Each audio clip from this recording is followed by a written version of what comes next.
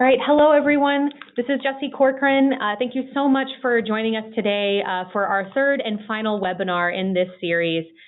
We have been hosting a 2018 PREA webinar series on taking an intersectional approach to this work. Before I get started with a little bit of an introduction, I would like to turn it over to Peter for some housekeeping related webinar stuff. Hey, how's it going? Peter Fiala with Events and Technology Coordinator at WCASA. I'll be on monitoring questions. If you have questions, we'll keep them towards the end. And if you have issues, your screen froze, audio issues, type it in the chat or email me, and I'll help you get that figured out. All right, awesome. Thank you, Peter. Today, so I should actually back up and say WCASA actually did a series of in-person trainings on taking an intersectional approach to PREA advocacy. And so we're following up with this webinar series because, again, we believe it is so important that, especially when working with incarcerated survivors, that we're taking an intersectional approach. You know, we have to recognize that communities of color are vastly overrepresented in prisons and jails. And so it's important that we as advocates have an understanding of that context and history of oppression. And I also want to put into the space that Wisconsin in particular has some of the highest incarceration rates of Black men and Native men, which again makes it just really, really important that we understand what has led to that so that we as advocates can serve and support the whole survivor. In this series, you would have heard Nubia Pena, if you were able to, for our first two webinars, to participate in those. Nubia Pena, she talked about the school to prison pipeline and the sexual abuse to prison pipeline in a two-part series, which was really, really great, and we really appreciate her time that she spent with us talking about that. And today, we have a webinar that is called Addressing Implicit Bias to Better Serve Incarcerated People. So we're really excited to introduce to you folks from Madison Police Department's Judgment Under the Radar. Today we have Officer Marcus Robbins, Officer Tyrone Cratic Williams, and Officer Natalie Deibel. And I always have to make sure that I'm saying that right. Deibel, yes. And then we will also be following up after that with Annabell Bustillos and Vicki Bean from Sexual Assault Services of Lutheran Social Services in Racine County. And they're going to talk a little bit more about their experiences, specifically working with incarcerated folks, and have a little bit of time for especially Q&A during that portion so that you can get any of your questions answered about what that work really looks like. So without further ado, I'm going to go ahead and turn it over to Judgment Under the Radar. Hello, I'm Marcus Robbins. Before we get into it, we'll tell you a little bit more about ourselves. Judgment Under the Radar is a training group housed within the Madison Police Department, consisting of law enforcement officers and civilian members. Since 2011, we have trained on the topics of implicit unconscious bias, cultural competence, and police community relations.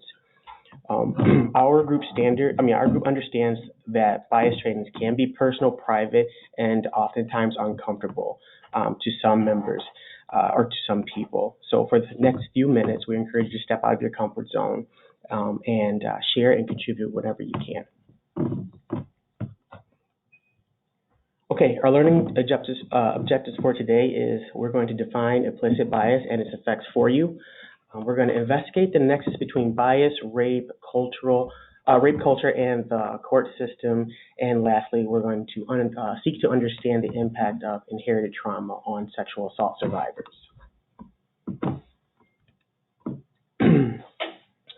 So earlier, our group created a training called The Antidote. And we will be sharing a portion of this training with you, and it mainly covers an introduction to bias and its parts. In selecting this name for implicit bias training, we first looked to the dictionary definition. Antidote, a three-syllable noun, in context has two particularly relevant meanings. The first one is it's counteracting a particular poison, and secondly, it counteracts an unpleasant feeling or situation. And using the dictionary definition, let's hone in on this word poison. It may or may not surprise you that all of us are poisoned, and this poison affects us on a daily basis, and it does affect our professional lives as well as our personal ones. And this poison we speak of is bias.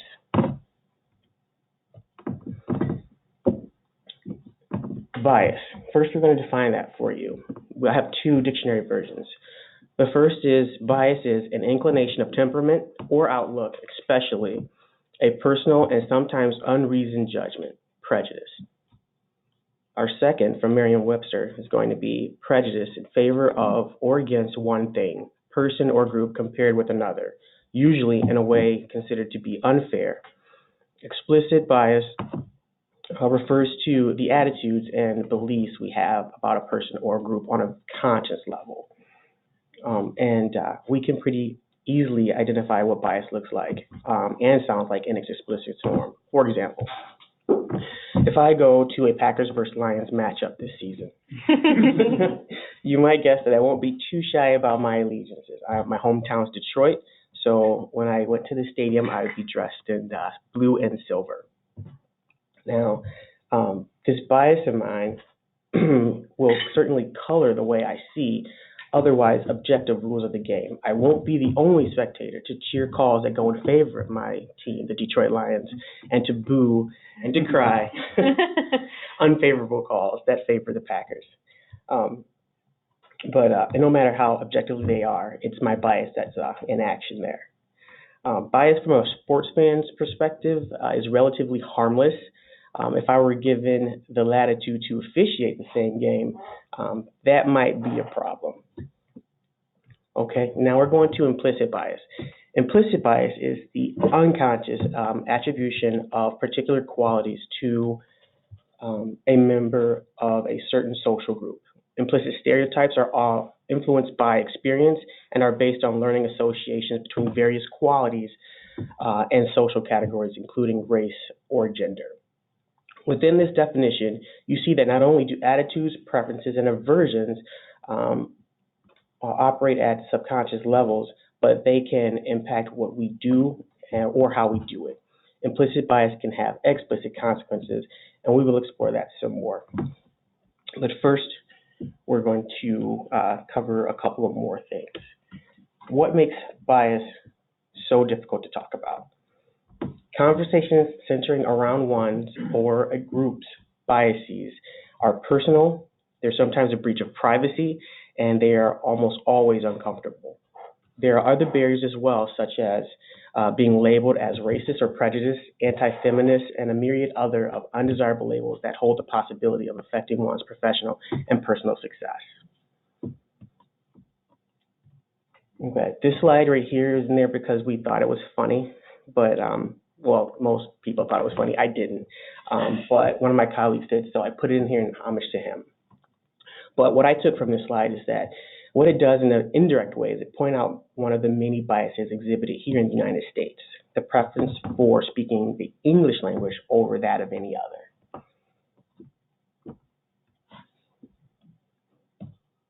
Okay, and here is just summarizing what we spoke about implicit bias, how it affects our attitude, our preferences, and aversions. Okay.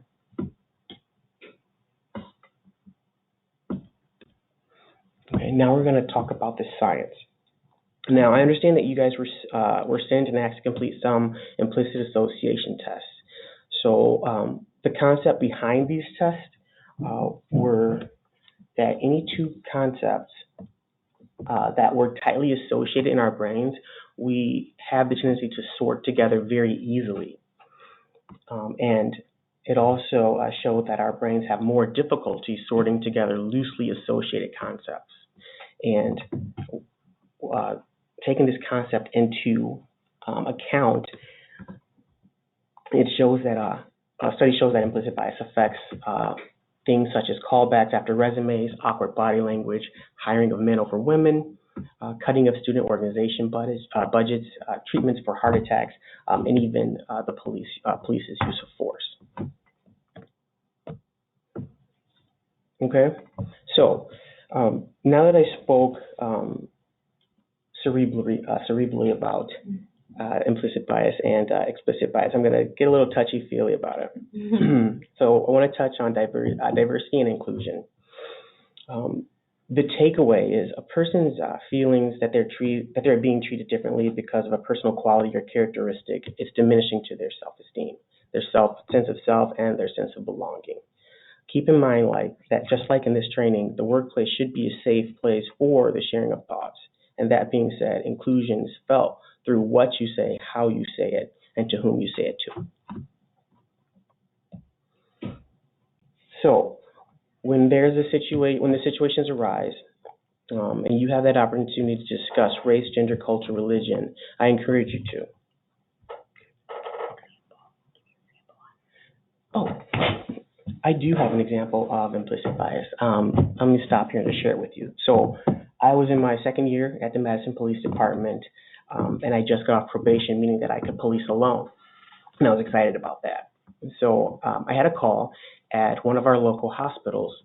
And when I responded on scene, I was the first officer on scene. I was an African-American male, and I was interacting with our caller, who was a white female nurse. As we were going through her problem and trying to take the steps to resolve that problem, my partner arrived on scene, and it was a good 10 minutes, so we were well into this call for service. He arrived on scene. We were similar age, and again, the only difference is that he was a white male and I was an African-American male. And as soon as he came within a 10-foot radius, her total perspective shifted. She turned and faced him, and she started speaking to him as if he was the one who was going to solve the problem, despite my many reminders that I was the primary investigating officer. It would be me who would be making the decision and developing the disposition to the problem that we were addressing. And she would turn back to me, but 3 to 5 seconds later, she would orient her body and her voice back towards him. Thinking back on that situation, because at first it just went right over my head. I didn't really think anything of it. But after I started dwelling on it and analyzing what happened, I realized that she may have been operating under some of her implicit bias. She associated power with that of a white male, or maybe she was just more comfortable talking to him because he may or may not have resembled a family member or someone who was, I guess, more similar to her. So I always thought that was interesting, and I just wanted to share that with you to illustrate how biases can affect how we do things, such as even converse with a police officer. Mm-hmm.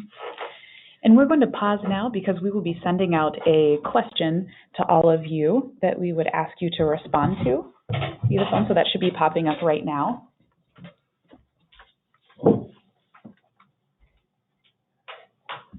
And the purpose of this is to see how often all of us are having conversations about topics like this.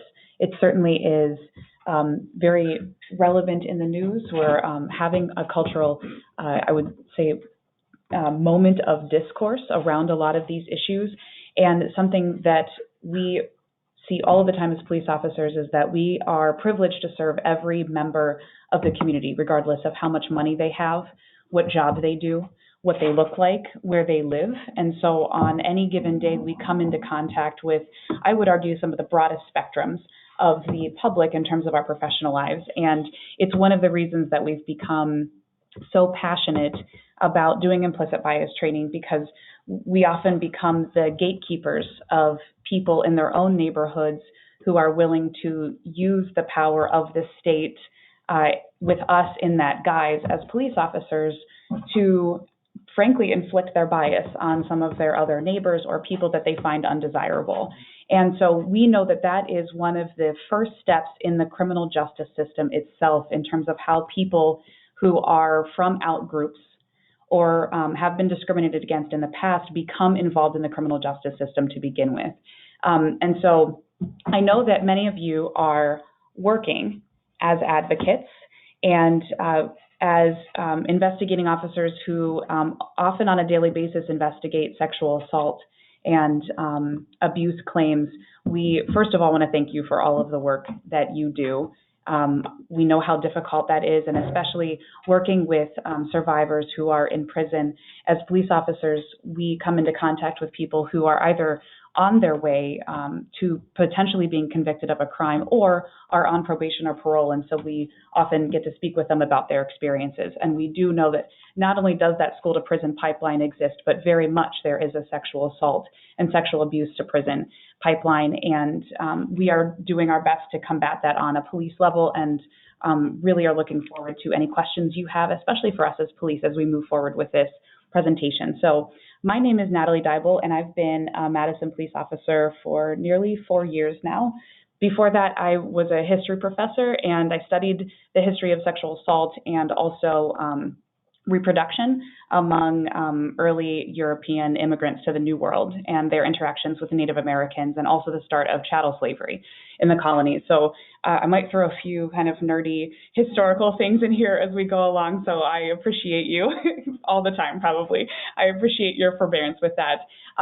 But in general, I wanted first to just go over the court system that we are looking at, and also not just the police role, but what is going to happen and the kinds of experiences that we think in a very empathic way that the survivors you will meet in prison have been through. What is their experience in looking at systems of power and also the people who hold those positions of power? So in our first slide here, before we get started on that, I wanted to see your poll. So it looks as though a few of us are talking about bias once a day, about 10% of us. The majority of us are talking about it once a week, and then about a third of us are talking about it once a month. As Marcus is saying, there are many antidotes to bias, and my colleague, Officer Cratic Williams, will talk about those near the end in terms of maybe some ideas that we haven't thought about before. How do we actually program those neural pathways in our brains to make us think positively about different kinds of outgroups or different kinds of people that we may have had no interaction with whatsoever? As a self-proclaimed nerd, I would say reading is one of the biggest ways that we can do that. Seek out books about people that you have never met, not just in countries that you've never met or that you've never been to or never thought about, but even within the America that many of us have likely grown up in. There are going to be those stories, and those stories can actually become our own and help us interact with people that we have never experienced before or heard their stories. So that is one way that we can do it. We also know that another way that research has shown can actually reprogram some of those pathways is by watching positive images of people, even for 2 to 3 minutes a day, looking at things like YouTube videos of Black History Month, or if we're looking at different positive portrayals of members of the LGBTQ community, not just reading about news stories of people who may be inspiring, but actually watching even fictionalized accounts, that will then create new false memories for our brains. And so that might be the first thing that we think about when we encounter somebody who might be slightly different from us or whose experience we don't understand. So now looking at that criminal court system, I'm going to point right here to the crime committed. One thing I want to emphasize is that crime is a culturally defined word, and it changes over time. So 40 years ago, engaging in male homosexual acts would have been criminal. That is something that luckily and fortunately has changed over time when our society decided that we were no longer going to criminalize or police that. But for the vast majority of the history of the United States, those in power have decided and defined what crime is. And for most of our history, it has been men, and it has been culturally white men who have many, many times over the centuries specifically decided to take power away from outgroups, whether that was people of color, whether it was women, whether it was Native Americans seeking autonomy, and also immigrants coming to our country at various times. So when we as police think about it on the street, when we can use our discretion, that range of what criminality, quote unquote, defines is vast and oftentimes is predicated on many different people's perspectives of what crime means. So if we then take into account that a specific crime has been committed, sometimes it is observed by police.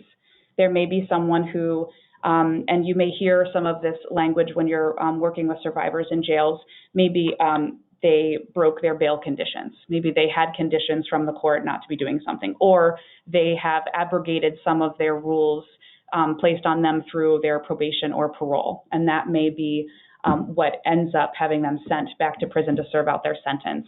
Sometimes we observe that as police. Sometimes that crime, as we see on the right, is reported to police, and then that investigation will continue. And eventually, if that charge is referred, and that's a big if, we know that there's only one way that charges are going to be issued, and that is through a district attorney's office.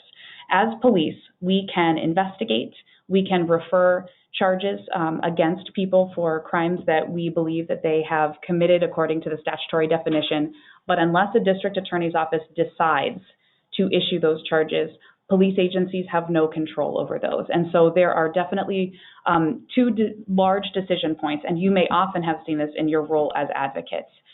You may sometimes have agencies or officers or detectives that you feel have let victims down in terms of the kind of investigation they're doing, and we certainly have seen that on our end as well and are working to combat that. But there also may be times when the police and everyone in that investigation is very much on board and is referring charges, and then the buck stops with the district attorney's office. And either through a combination of factors, some of which do absolutely involve bias, whether it's outward and explicit bias or whether it's implicit bias, those charges don't go forward. So for the purposes of our flow chart, we're going to assume that whichever charges have been referred by police are then issued by the district attorney's office. Probable cause is the legal standard by which both the police and the district attorney's office would decide that someone probably, according to a statutory definition, committed a crime. And therefore, they will have their Fourth Amendment rights seized at some point. It means they are taken into custody by the state in order to go through the court process. So when we see up here, there might be a waiver hearing that they would our defendant would be involved in, a preliminary hearing. Sometimes you may even have been present at a preliminary hearing with one of your survivors that you're advocating for. Sometimes that preliminary hearing can be waived. That is often the case, although there are some jurisdictions where attorneys are fighting those more and more now. And also on the right side here, sometimes the charges may be dismissed and the defendant released. Sometimes we may rejoice over that, and sometimes that may be a travesty of justice, especially for the survivors that we're working with. If the court decides that there is enough probable cause, so some of us may have already heard that phrase as well, those charges would be bound over. That's going to be the legal term that's used. And then we would come to the process of what we call adjudication. So I'm going to stop here for a second and have a question sent out to all of you. That is a multiple choice question I'm going to ask you to answer. And this involves all of the criminal cases, not just for Wisconsin, but for the National Bureau of Justice. They collect statistics nationally. And this is also the average that they've found for nearly every state in the union. It hovers right around this number that is going to be the answer to our question. So I'll wait for everybody to have a chance to fill that out. So, yes, for the purposes of our conflictual criminal justice system, which we do have, where it's an adversarial court system, I think 72% would be better if we were actually fighting out cases, but that's not the case. That's going to be on our low end. And then it looks like we had a split between 86 and 94. The average for Wisconsin county courts, our circuit courts, are going to be 94%. So what we've seen, at least over the last 10 or 15 years, is that 94% of all criminal cases do not go to a trial, and they will be settled through a plea deal. Clearly, that is going to be a compromise, and sometimes it can look pretty ugly for everybody on all sides of that. But we need to keep in mind that plea deals are often used because the court system itself is incredibly overburdened, as are district attorneys and especially our public defenders who have been appointed to work with many of the people that you likely will meet when you're serving survivors in prisons across Wisconsin. So for the adjudication process, if we look through very quickly, our flow chart here, many of you will likely have been at a trial when you're advocating for someone. If you haven't, for the incarcerated folks that you are going to be speaking with and advocating for, they may have gone through this process. And so being able to familiarize yourself with this, I can also send a great flow chart from the Department of Justice out later that walks through not just the misdemeanor, but also the felony flow chart of some of the legal terms that are going to be thrown around. But basically right here, for most of the people that you will meet in prison, there will have been a guilty plea at some point that they plead to, and then a plea bargain. And what I will say, particularly in terms of bias and the enormous disparities that we see in our court system, especially in Wisconsin, for public defenders, they are certainly not adequately paid. The police officers who are in the room with me right now make nearly double what most of our public defenders do coming out of law school with loans. And also we know that statistically, the vast majority of people graduating from law school tend to be at least middle to upper middle class. Many of them may never have met a person of color, even through law school, based on the conversations that we have and also the trainings that we're actually doing ourselves with our Wisconsin State Bar Association. And then going into a public defender's office, they're incredibly overloaded and the burdens and demands on their time are often insurmountable. So it may be that you are speaking with people in prison who frankly may not be quote unquote guilty of whatever crime they have been charged with and incarcerated with. And so that might be another hurdle for you to face as you are working with survivors. Also, we know that the majority of people who may be incarcerated for certain crimes will have been survivors of sexual abuse from a very young age, and then often act out in a way that garners police attention or the attention of society, who are then calling police in and not looking underneath the surface of some of the other issues that are going on and being able to treat those. So you're coming to those survivors after they may have received some of the first mental health treatment they've ever had in their lives. They may have been struggling with substance abuse or drug addiction for a very long time, and just being able to come out of that. And you may be there and hearing not just one instance of trauma, but multiple instances of trauma over many years. And so that is something to think about as you're going into working with those survivors as well. So I'm going to hand it over now to my colleague, Officer Cratic Williams. And please, if you have any questions that would be relevant for all of us, I'll ask you to save those to the end, and then we'll have time for those.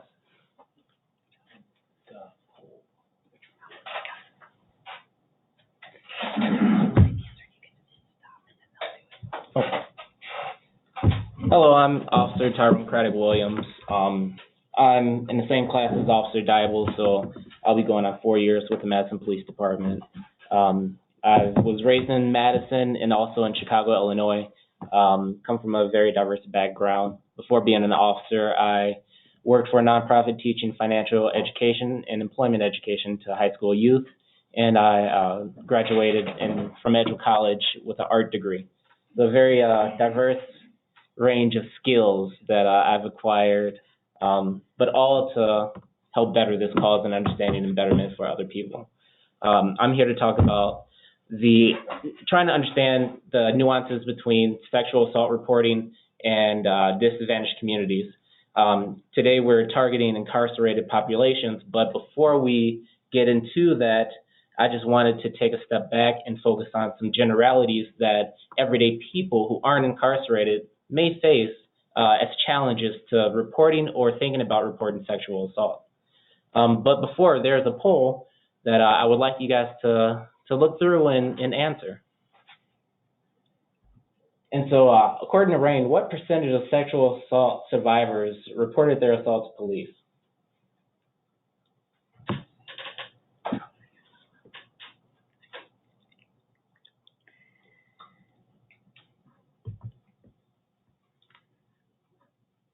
You can edit this part out.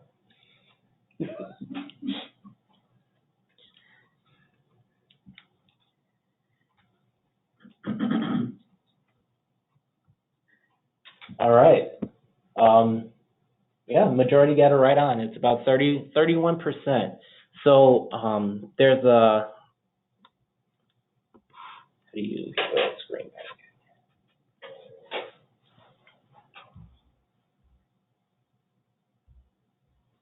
There we go.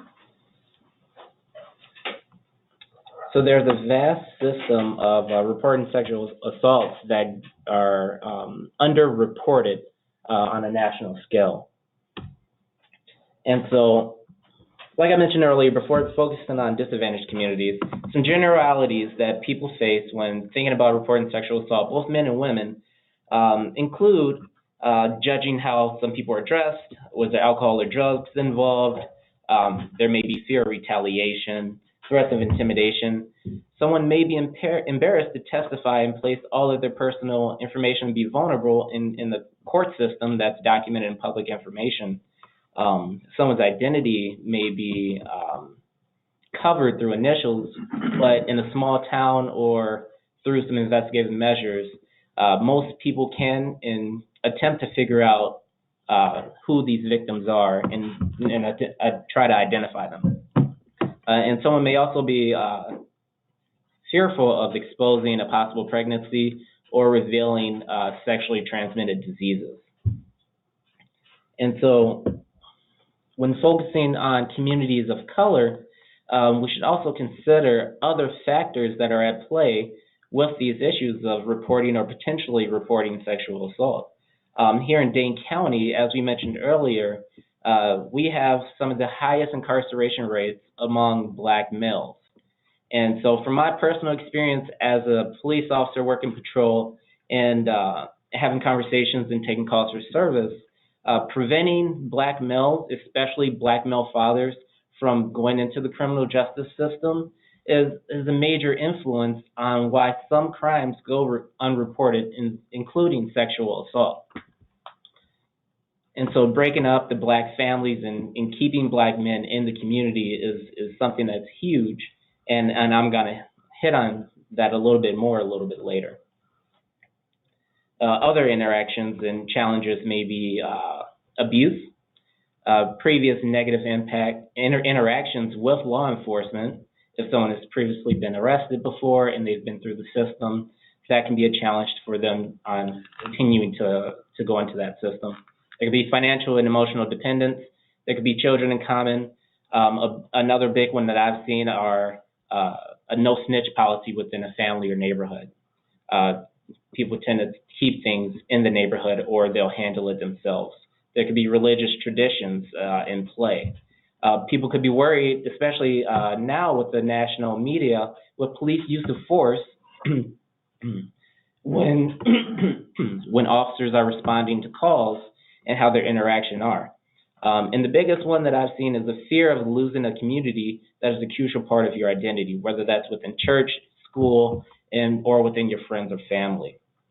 For example, a call for service that I had recently was not a sexual assault, but it was a violent crime, and the couple had history of sexual abuse. There was a woman with her two children, a 1-year-old and a 3-year-old. She was unloading them out of a sedan with the father of her child driving the car.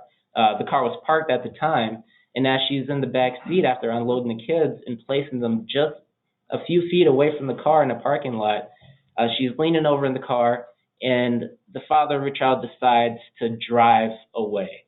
She's drugged about 40 to 60 feet, gets scrapes and bruises. The kids are running around. This is all nearby, and there was a whole interaction there with a lot of traumas and a lot of violence.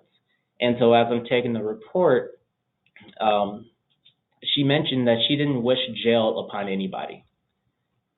And for me, I completely understood her statement because of my understanding of the histories of police community interactions. But someone who isn't aware of that may have saw that differently or taken that differently. And when thinking about communities of color, I want to take another step back and really hit on inherited traumas that are passed down through generations, through cultural norms, through racist practices, through local, federal laws, through institutional racism, and just through unwritten codes.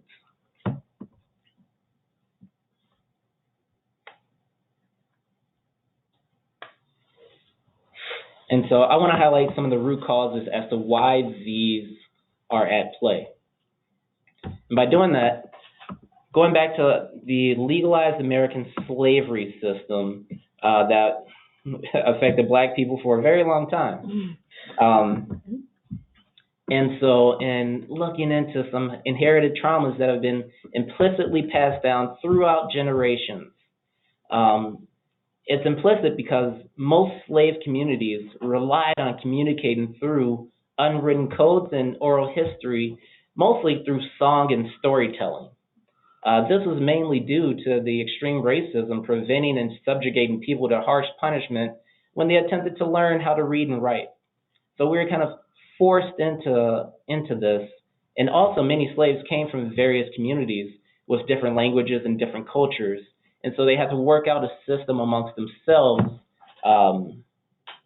to survive. And so some of the issues among slavery was forced breeding, rape among slave masters and other overseers and people in authority. And if there was a child bared, victims had to keep quiet or else they would face possible legalized murder, lynching, being beaten, or having their child or themselves sold into slavery, thus breaking up the Black family, if you didn't hear that theme before. And so all these things are taught through the generations. When you have child there, they're taught and they're conditioned to react to certain behaviors, or they're taught to not react to certain behaviors because it's a survival mechanism for that family. And so over time, this mechanism becomes a lifestyle or an unquestioned way of life within communities and as they move on. And so also publicly organizing to challenge the status quo was very deadly for the majority of people of color, especially slaves, but also in recent history. When you look up the histories of Martin Luther King, of Fred Hampton of the Black Panther Party, Black Wall Street, Rosewood Massacre, public lynching, sometimes just for fun, Malcolm X, existing while Black in a white or affluent neighborhood. These punishments or retaliations were very public, even recorded.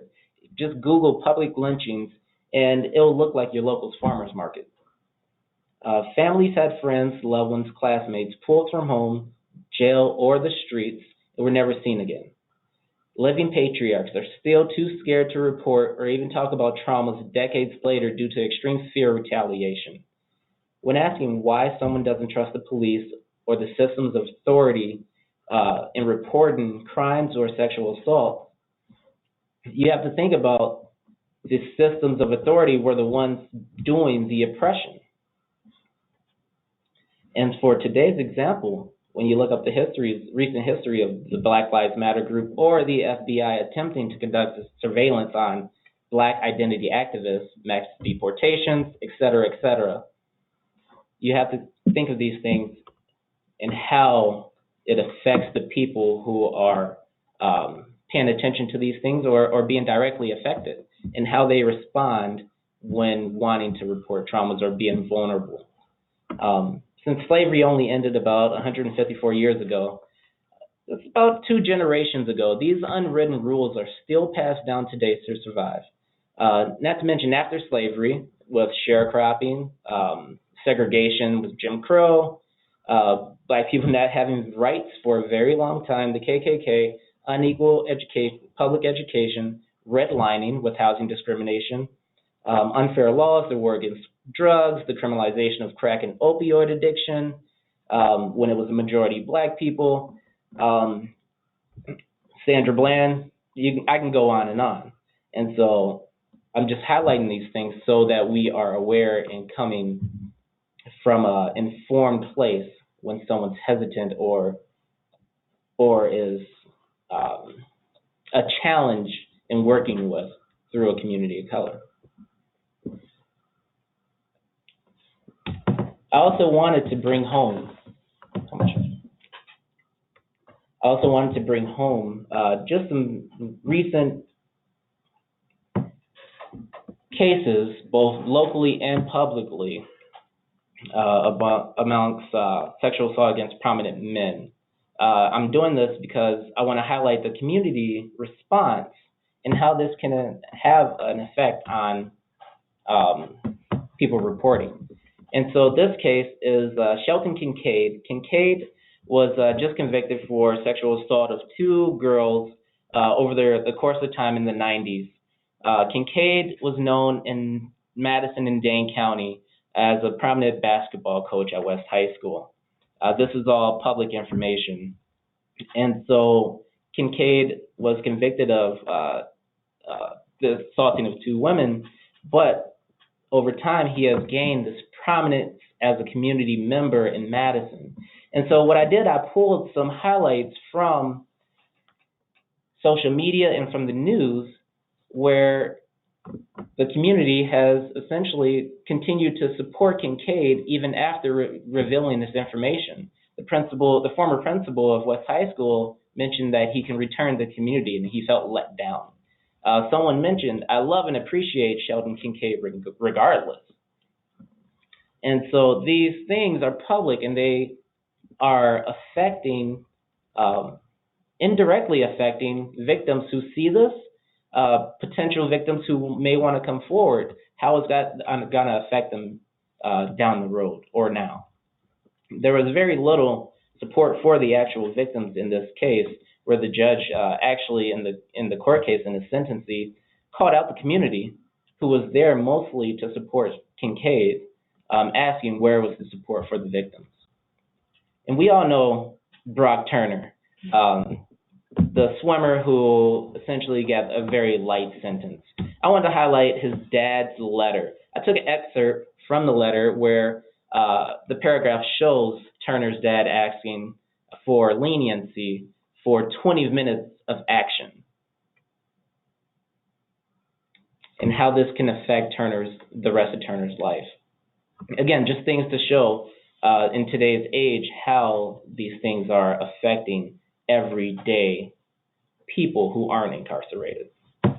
And so now highlighting burdens that people in incarceration face as well that are on top of the things that everyday people face.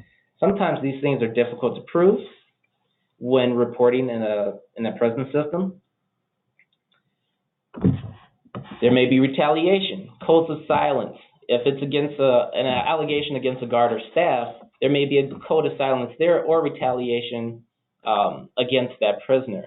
For most prison systems, when reporting complaints, they're placed in a segregation, which may be seen in and of itself as a punishment for advocating for yourself.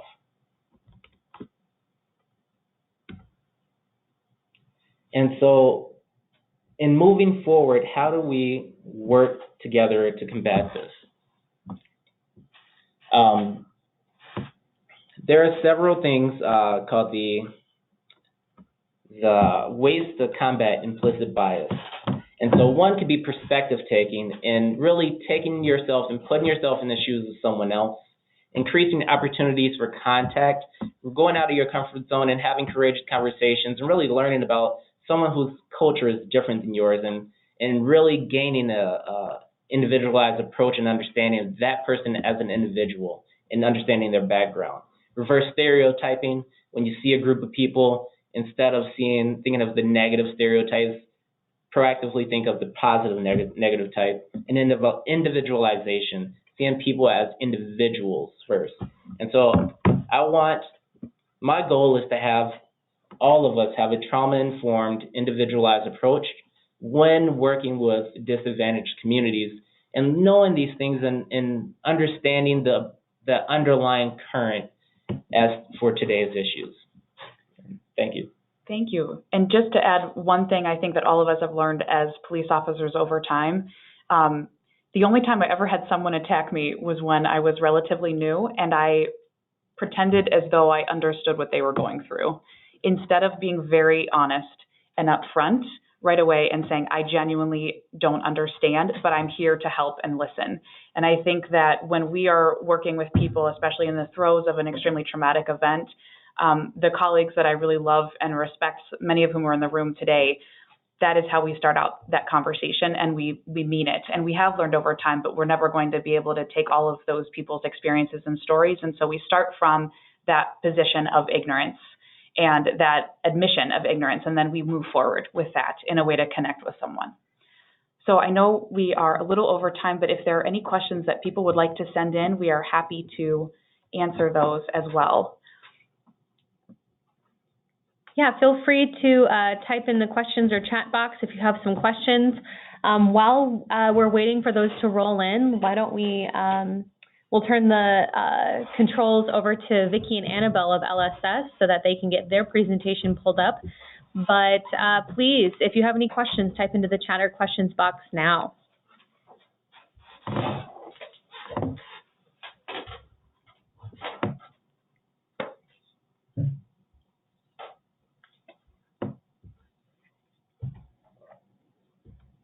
I have a question.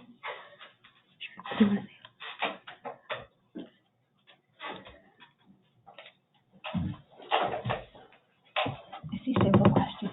Go, that's fine. Okay, so I have a question. This is Alma. I was wondering, how long have you been working together, the three of you, in this initiative? For Judgment Under the Radar? Yes.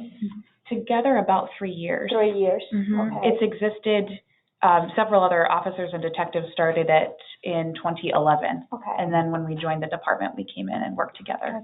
Okay. And so the follow-up question is, had other police departments implemented the same program in other counties, like as far as you know, or something similar? Because this is great. I think, it should be duplicated.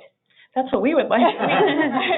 We know that other agencies are reaching out, so we put on trainings for law enforcement officers across the state who can then voluntarily choose to come. Sometimes people are actually sent to us as a punishment if they have been in trouble with their internal affairs. And so we have done those trainings as well, and we were also contracted to do all of the implicit bias trainings for the Department of Corrections. So we will be training many of those new guards who will be then sent to prisons and correctional facilities around the state. There is some curriculum through the state about implicit bias and cultural awareness.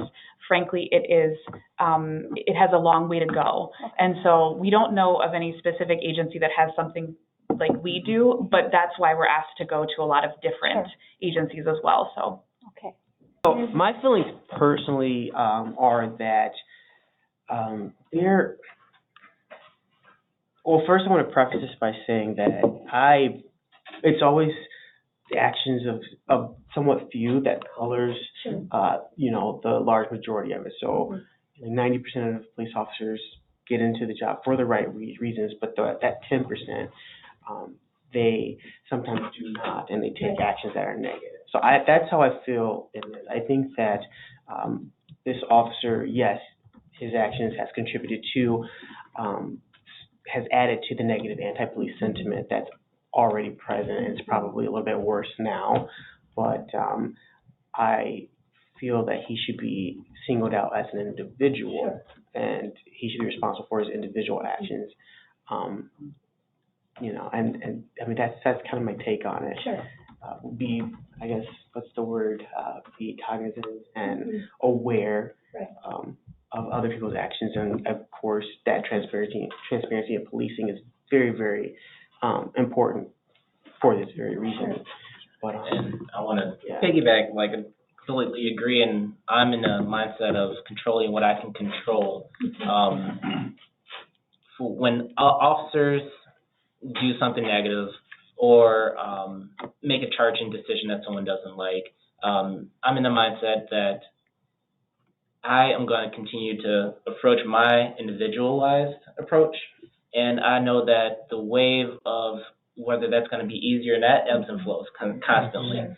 And so having that mindset of I can't control how people are going to respond because of what this person did, but I'm going to keep going because I know that I can focus on what I can control. And with that being said, one of our remits as a group also is to combat bias within our own agency. And we know that every workplace has that, but especially with the history of policing, women legally were not allowed to be police officers in most agencies until the early 70s, and even then not quote unquote full police officers. We know that we're facing that gender discrimination to this day, and we see it across the nation with very low percentages of women being officers.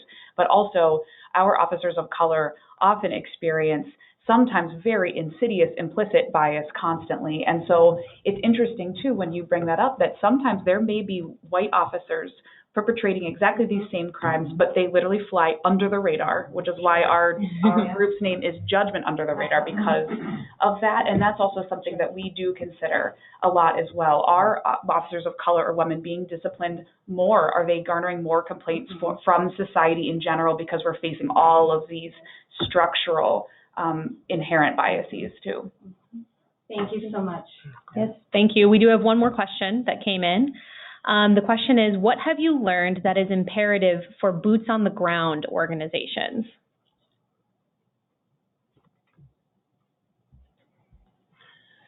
I think you have to be, well, fearless, for the lack of any other, adjective. You have to be able to go out there with an open mind and always seek to learn.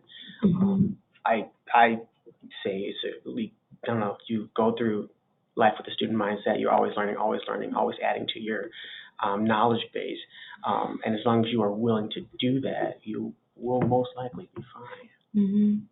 I would say two things. I don't know exactly which direction the person asking the question wanted us to go, and I'm always happy to answer it over email later. One is humility. I think all of us learned that. We either came in with it or you learn it very quickly as an officer, because one, you don't know anything. Two, there's always something to learn. And three, you're out in the cold or the heat or whatever that is, and you're working with people who are devastated. And I think that as advocates, you will obviously have seen that as well, and especially in prisons, there will just be these tales of unmitigated woe, and there is nothing that you can do to change whatever has happened before. And sometimes there's very little that we can do to change what is going to happen in the future. The other thing that I know that I've learned as a grassroots activist myself is constant networking. So the way that we were asked to do this today was providential in that through various connections that we made, we got to meet all of these different people also doing amazing work. And so we're constantly networking. So for boots on the ground, none of us have enough money. We're always looking to do that. And so pulling together with other organizations, and especially in an intersectional way, something that may not make a lot of sense on the surface may have so much to do with what you're doing. And one example would be there is a postnatal childbirth caring group that we are hoping to partner with coming up with Judgment Under the Radar because of the birth disparities and the ways that we as officers are seeing what happens when people cannot control their own reproduction or cannot start raising their children in a safe, positive environment. And so on the surface, that may have nothing to do with policing, but for us, it has everything to do with the way that bias and systems of discrimination affect people's lives from the very moment that they're in utero or being born. So. Just a quick add, with organizations, boots on the ground, especially ones who have that first contact with disadvantaged communities, I'm an internal reflective person. And so hire people who have challenged backgrounds, who have that experience, who can relate to people. And if they don't have that experience that you want in an employee, you can always train them and mold them in the vision of your organization, because that valuable relatability, you can't teach that. You can't get a master's with that. You have that experience, and that's something you can't get. It's invaluable. So I'm a huge fan of that. I was a product of that with my financial education background, art major, but my relatability to youth and my shared experiences was a valuable asset. All right. Awesome. Thank you all so much. Really appreciate it. Thank you. Seeing as there are no more questions at this time, and there will be more time for questions at the end, I want to turn it over to Annabell and Vicki. It looks like we may have just lost Vicki, so Peter's working on getting her back. Annabell, if I could, I will turn it over. I'll unmute you. Let's see. Maybe, maybe not. Hi, everyone. This is Annabell. Awesome. Thanks, Annabell, for being here today. Peter's working on getting Vicki back, but are you okay getting us started without her? So I can. So we did it kind of like shared, so I won't be able to talk on Vicki's experience, except okay. My phone keeps ringing. I don't know if it's Vicki or not. Okay. So I'm Annabell Bustillos. I am the volunteer and community awareness specialist here at Sexual Assault Services of Lutheran Social Services. And Vicki Bean, she is the advocate. She's an advocate and therapist here as well. I've been doing this work for 5 years. I've been working with incarcerated individuals doing for about 5 years now, and also working with survivors and survivors and Spanish-speaking survivors as well for about 5 years now. So I do have a polling question. Peter, do you do that or do I do that?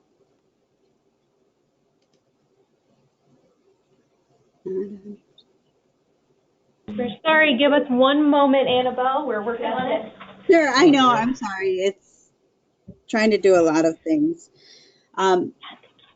The question is, have you ever provided services to an incarcerated individual? There we go. Okay.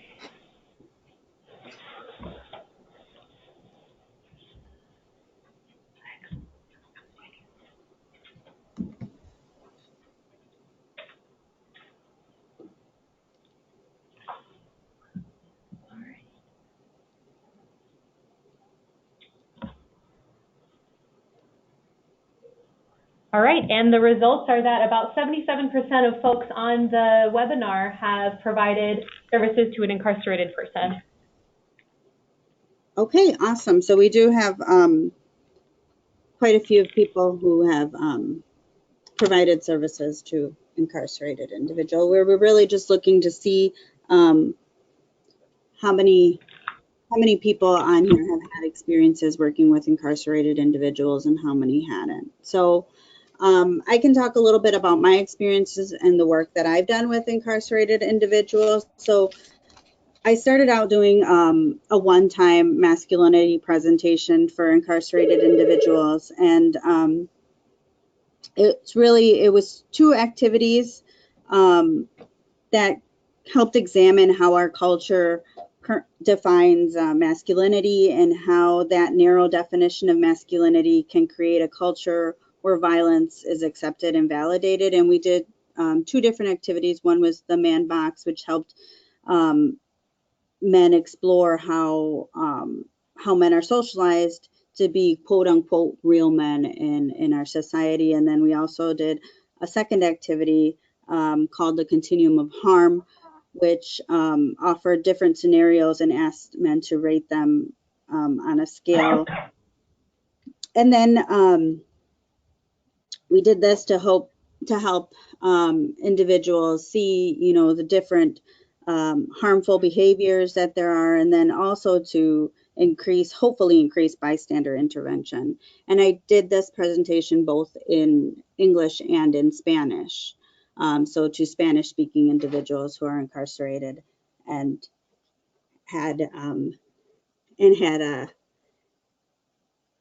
and Spanish was their primary language. So I'm going to try and get Vicki on the line. Hang on one second.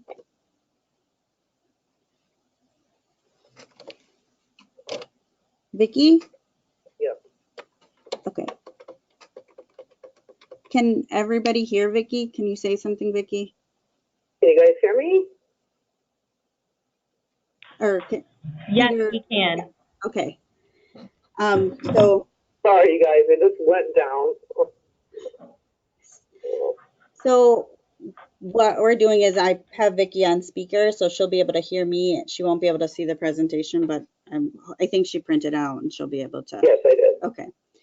And now we're currently transitioned from doing a one-time presentation to doing a group called Making the Peace that really worked with different incarcerated men on leadership skills. We talked about how men and women are socialized in our culture, you know, how masculinity is defined. So we kept that man box activity, and we talk about racism, sexism, and other discrimination, sexual violence, so sexual harassment, consent, rape, myths, and then bystander intervention. And then we try and also talk about how to be approachable and supportive parents as well. So Vicki, did you want to talk about your experience? That's where we're at. So I've had most of my experiences working with incarcerated individuals has been either providing advocacy, therapy services, support groups for you know, survivors of sexual assault, as well as doing educational presentations with incarcerated men and women. So like the you know, the masculinity thing that Annabell already talked about, and the Making the Peace group.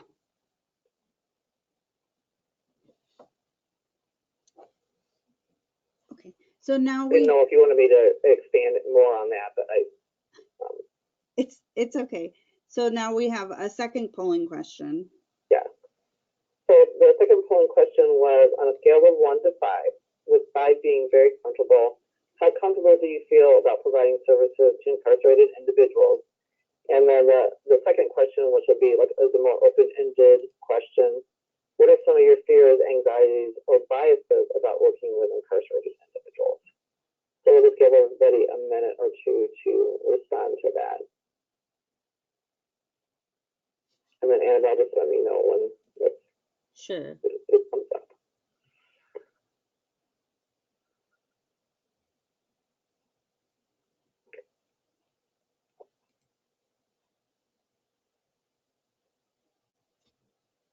Oh, my internet just came back on, I think.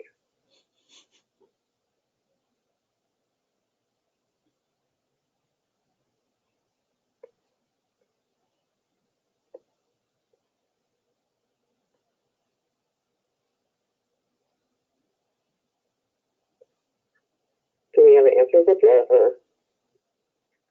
Hello? So it looks like, I don't know if we're still waiting on people to answer, or, but so far it looks like we have about. Yeah, Annabelle, we just closed the poll so that all the results are in. Okay, so we have 50% are at a 4. So we have 0% at 1, 7% at 2, 7% at 3, 50% at 4, and then 36% at 5. Okay. So it sounds like a lot of the people who are, you know, participating in this webinar already feel pretty comfortable working with incarcerated individuals. Was there any responses, open-ended responses? About the fears, anxieties, or biases? Oh, yeah. We were going to send that out in the chat. Would you like us to do that now? Yes, if you could send that out in the chat, that would be great. So what are some of your fears, anxieties, or biases about working with incarcerated individuals?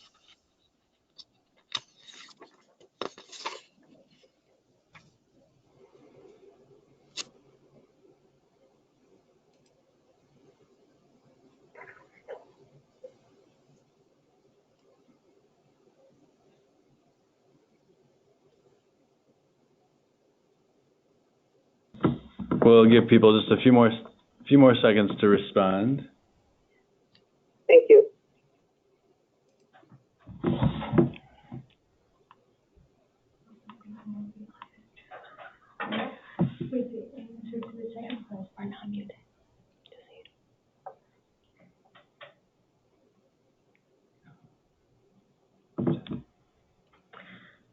Somebody has responded and said it's the unknown and how trauma shows up. Okay. What?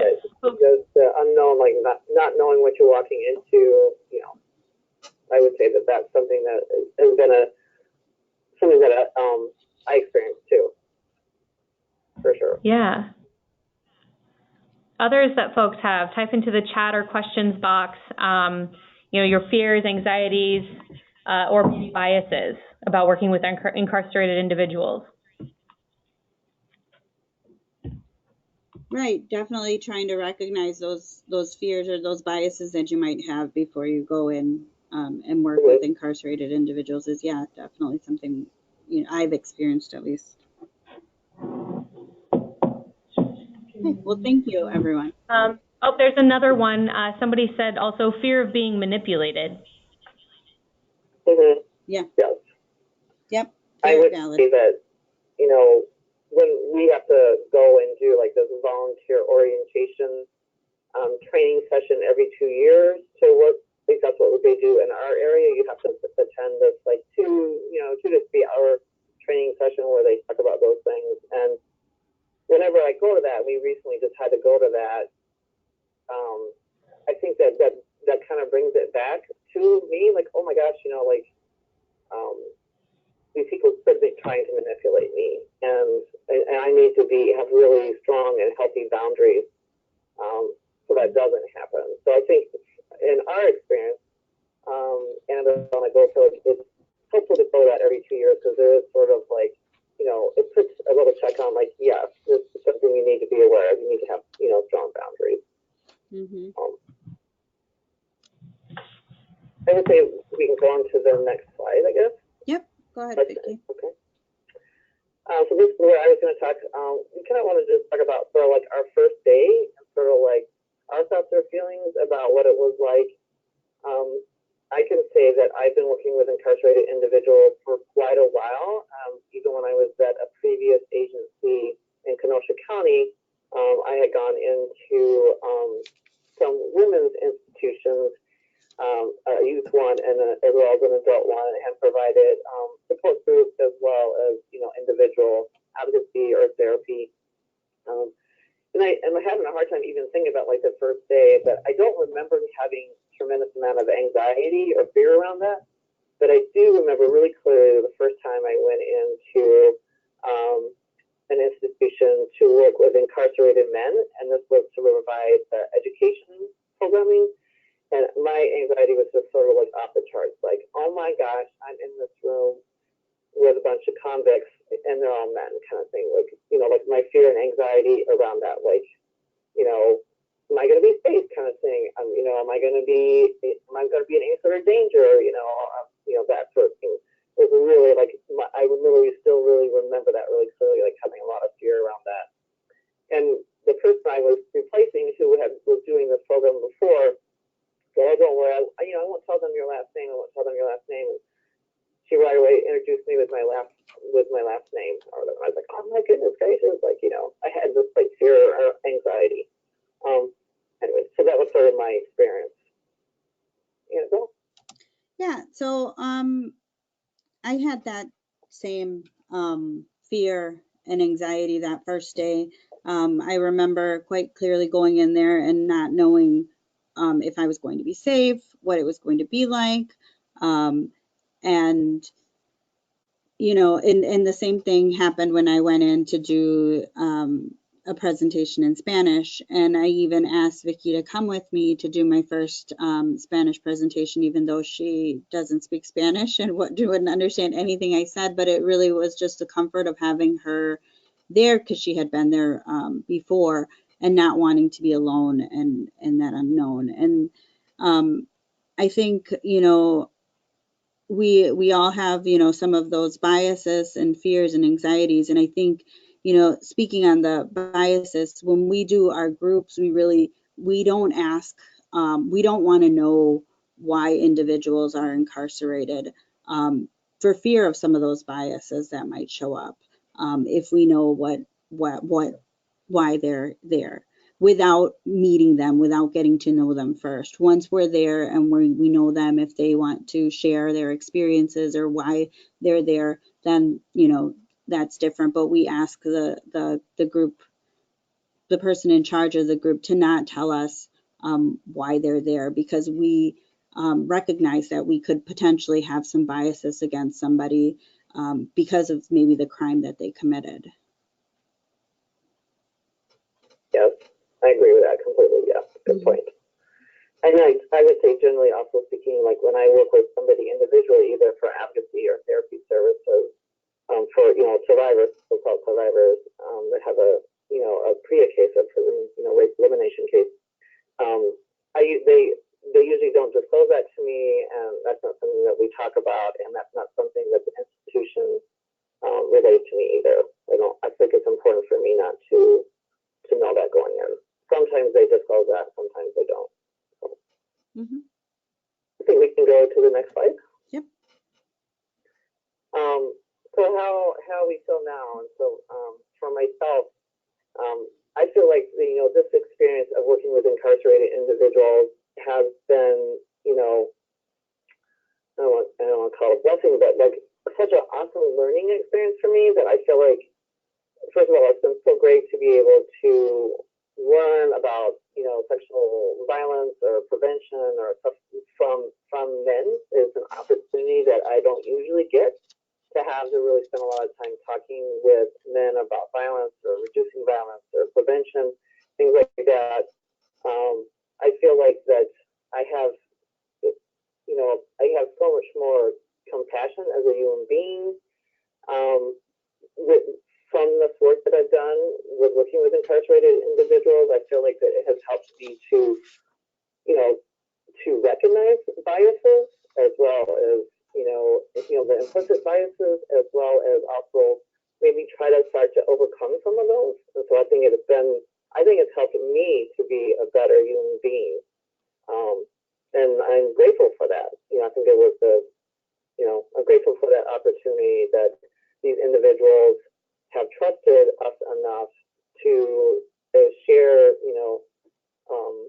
really, hard things with us. And, just sort of like, regular work with survivors, I feel like that my work with survivors did that same thing, that they trusted me enough, and that helped me to grow and be a better human being. And I think that's the same thing working with incarcerated individuals for myself. Yeah, and I feel the same way. I feel like having this experience, being able to listen to the incarcerated individuals and listening to their stories and their backgrounds and what everything that they've been through, and how they got to where they are now, and their hopes and aspirations and everything, really helps you grow as a person and have empathy for people and really listen and opens your mind up. And I share with the group at the end, I really enjoy doing these groups because I really feel like I grow with them, and we listen to each other and we learn to listen to each other. And we do a pre and post test. We've done pre and post tests, and one of the questions on the pre and post test is I consider myself to be a feminist. And the last pre and post test that I entered, I think we had like 13 guys, and 5 of them said I don't know. I think 3 of them said absolutely not, and 2 said maybe they were undecided, and 1 said left it blank. And at the end, it really shifted, I could see. And we actually had one person who said, yes, I definitely consider myself a feminist now, which to me is really, really, gratifying to see that and to see the growth and from some of the incarcerated individuals. So, so the inmates before thoughts. So we do this activity, it's called Who's in the Room, before we go into starting groups, when we start our group.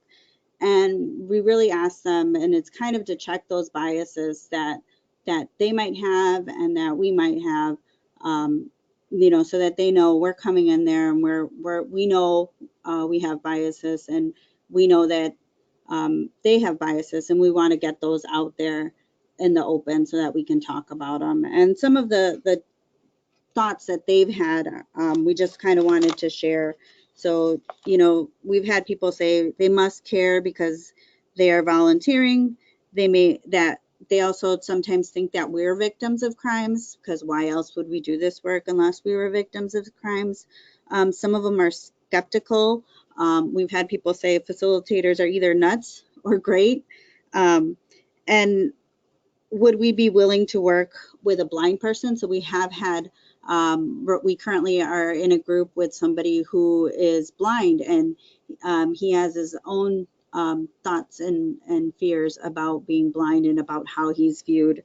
And then they're going to look down on us, you know, judge us or think we're bad. So we have inmates that think that have those different thoughts, and they may not be able to open up or be themselves in a group.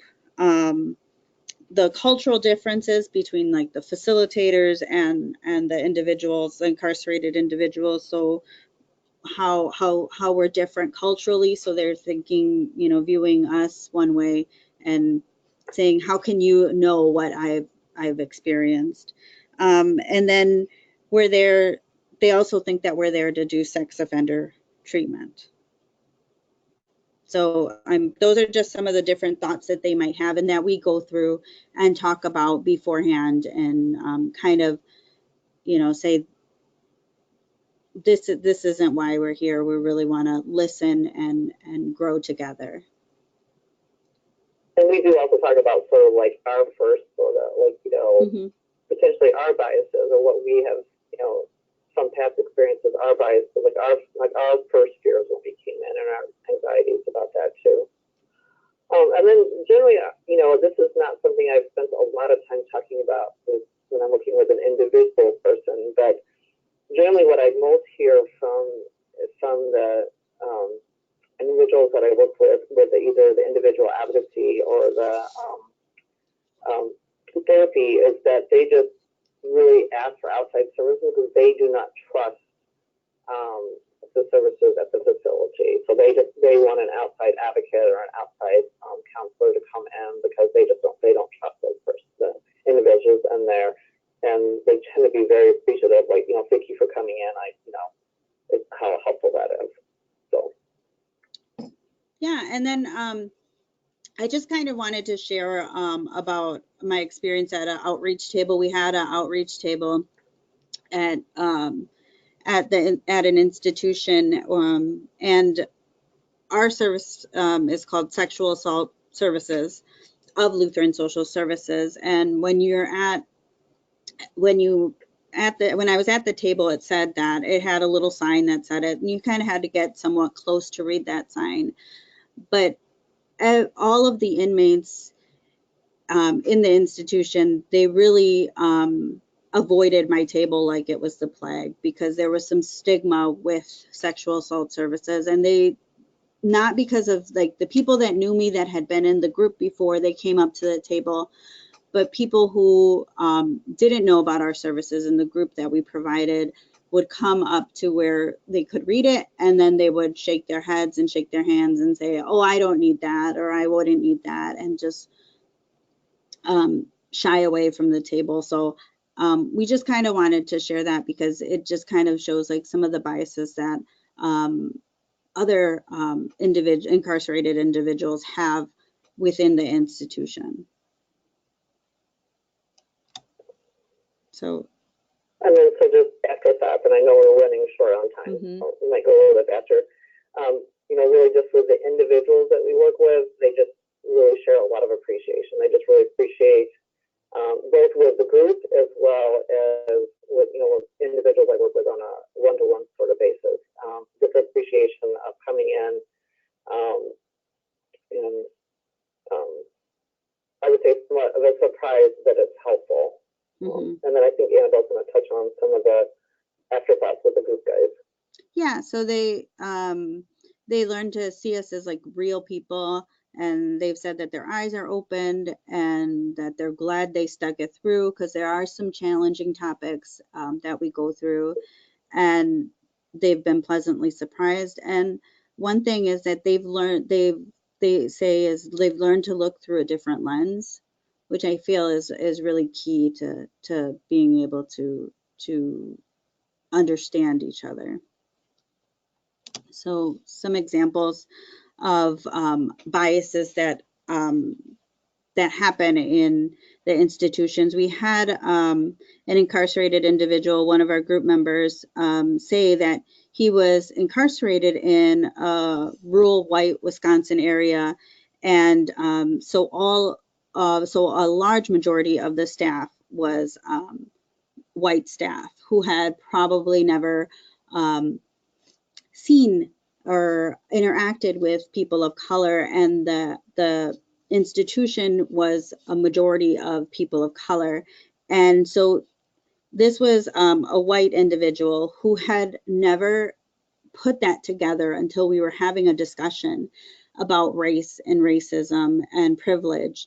And that was kind of his aha moment, saying, I never noticed that, but how could the staff at this institution know, all they know about people of color are what they've seen, what they've heard on TV, and what they've seen on TV, and what these stereotypes that they know. Because that individual also grew up in a rural white area, so he knew from his experience, this is what they've seen, this is all I knew. And being in the institution with other people of color, he learned different.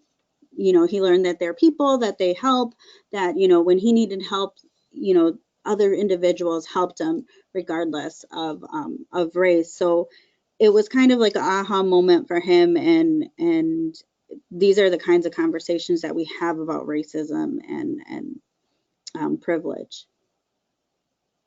And then I was just going to talk about a couple different experiences that I had that really, I think one of the things that I've learned the most is that, through my work with incarcerated individuals, I have recognized my own biases or implicit biases, or,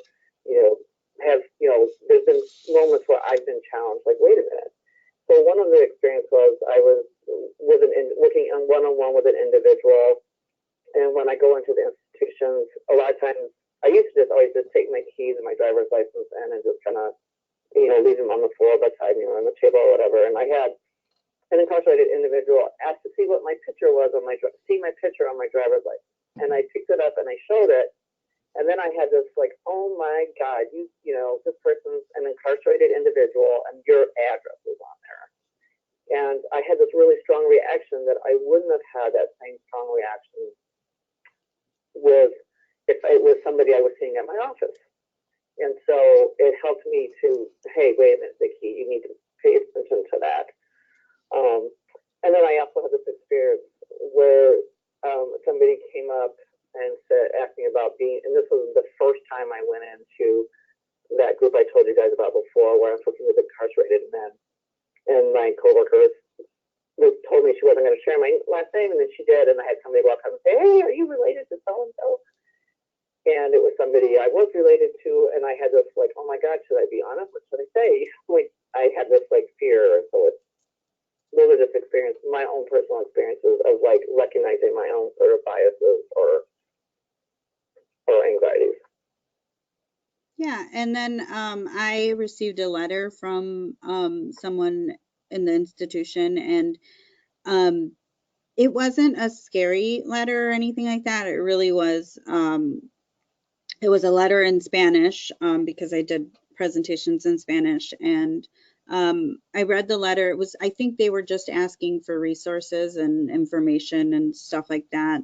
But my initial thought and my initial feelings were, oh my gosh,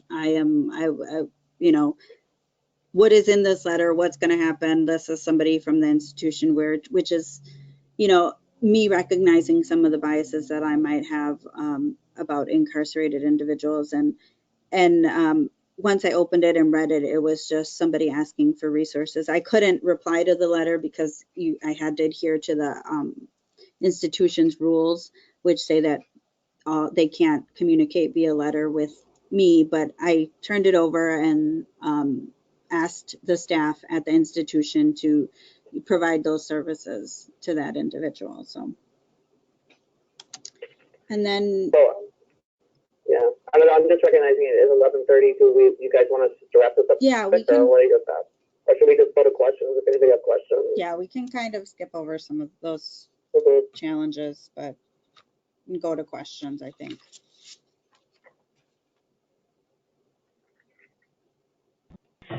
Yeah, folks, if you have any questions, please type them in now. I do have one question for you from Alma. She wants to know, I know I outed her. It is from Alma, though. She wanted to know if you work with survivors in immigration detention facilities. I do not. I have not. I would like to, and I'm hoping right now we only have funding for what we do right at the institutions that we work at. But I mean, if I were to find a contact and if I were to get, a request, I would think that I would be happy to work with somebody through the immigration process. I work with survivors through the immigration process that aren't incarcerated, so I'm kind of somewhat familiar with that. But yeah, I haven't crossed that at any of the institutions. Gotcha. Thank you. Yeah, and we know that it is a need, though. It's funny. It's not funny. That's not the word I want to use. It's interesting because WCASA has actually gotten a few phone calls from survivors in immigration detention facilities. So we're trying to refer those out where we can. But, we know that it is a need. So just putting that out there into the universe for those of us on the webinar. Other questions that folks have, please enter any questions that you may have into the chat or questions box. While we're waiting just to see if any more questions roll in, why don't Vicki and Annabell, why don't you just talk really briefly about one of those challenges that you had on a previous slide? Our challenges or the inmate challenges? Maybe yours. Oh, our challenges. You want to start, Annabell? I don't know. I think our challenges is really not one of our challenges is really not getting too comfortable. Just remembering that we are working with within a structure, a bigger structure, and we have to adhere to a lot of those rules. And those rules, remembering that those rules are in place for a reason. And I think that's why it's important to attend that refresher training, because it kind of puts it back into perspective. Because, doing these groups, you get to know these individuals on, and on a personal level, and you get to, share stories and listen to their stories, and just remembering that, you have to, adhere to the institution's rules and all of those things that they have, and that there's reasonings for that. Yeah, I would say that too. That that I think that at this point, and for both of us, I should speak for most of it. I get a little bit too comfortable, and then I need to not be careful with that. Yeah, thank you so much, both of you, for sharing some of your lessons learned by working with incarcerated folks. It doesn't look like we have any more questions, and I know that we're a couple minutes over time, so I want to respect folks' time and go ahead and wrap up. So thank you again to Vicki and Annabell, and to the folks from Judgment Under the Radar for being with us today, and thanks to our attendees for being with us today. We really appreciate your interaction with us. So this ends our 2018 PREA webinar series. We greatly appreciate all the interaction we've gotten from folks. If there are follow-up questions, please feel free to reach out to folks here at WCASA. If you have any feedback about the series, please feel free to reach out to us. We're always really, really open to hearing that feedback. So thanks again, everyone, and have a great day. Thank you, guys. Thank you. Thank you.